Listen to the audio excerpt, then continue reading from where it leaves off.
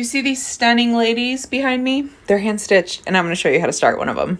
Whenever you make artwork of any actual person, you need a reference picture, and same goes here.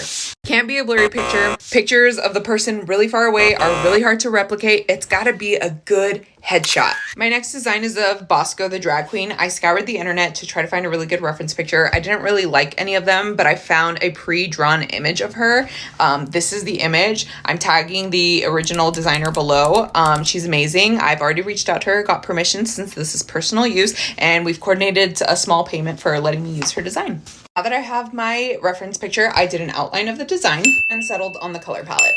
Settled on the fabric I'm going to embroider it on, and I'm telling you, it needs to be cotton fabric. No stretch. When you pull it in each direction, there should be no stretch. The reason you avoid stretch with hand embroidery is because you got to put it on a hoop. So if you use stretch fabric, it's going to stretch out that design. And when you take it off of the hoop, it's all going to shrivel right back and it's going to look weird. There's a lot of different ways to get your design on the fabric. You could use a heat erasable pen, but my preferred method for portraits is a water soluble paper.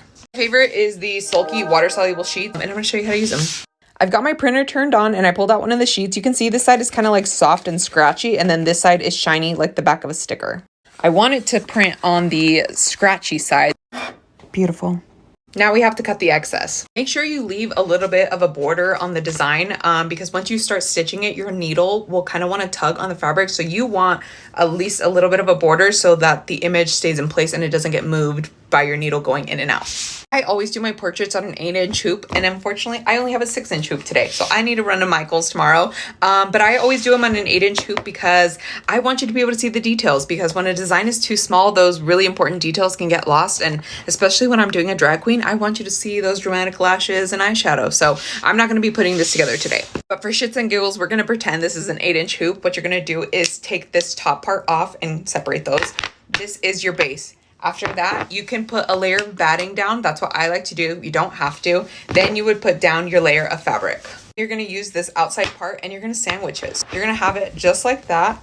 And it needs to be tight. Remember, like I said, like a drum. Once you're at this point, you're going to cut the fabric all the way around the hoop, and you want to leave at least 1 inch of a border. And you need that border because you're eventually going to tie it like this once you're done embroidering. Once your fabric's all cut, then you can put your design onto the fabric. And this is literally going to peel just like a sticker. This side is sticky. So you're going to peel it all the way off and put it right where you want it on your hoop.